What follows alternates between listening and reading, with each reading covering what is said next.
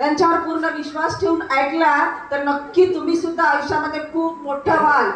मोठं व्हायचं आणि देश घडवायची जबाबदारी तुमच्याकडे आहे. आता सरांनी सांगितलं की तुम्ही भविष्यातले काय जबाबदार नागरिक होणार आहात, मोठे अधिकारी होणार आहात. मग यासाठी तुम्हाला फक्त एवढंच करायचं, तुमचे आई वडील, तुमचे शिक्षक यांनी जे काही सांगितलं त्याप्रमाणे तुमची वाटचाल करायची. त्यांना माहित आहे तुमच्यासाठी काय योग्य आहे आणि काय अयोग्य आहे, आणि त्यांनी सांगतात त्याप्रमाणे जर तुम्ही केलं तर नक्कीच एक दिवस यशस्वी व्हाल.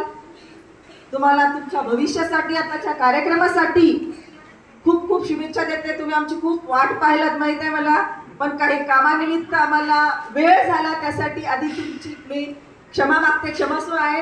आणि तुमच्या पुढे अजून वेळ न घालवता भाषणामध्ये, मला माहित आहे तुम्हाला भाषण नाही आवडत, कथा वगैरे गोष्ट असेल तर नक्की आवडेल, पण भाषण नाही आवडत.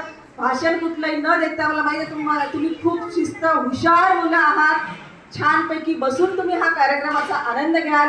तुमच्या पुढील कार्यक्रमासाठी मी या ठिकाणी खूप खूप शुभेच्छा देते.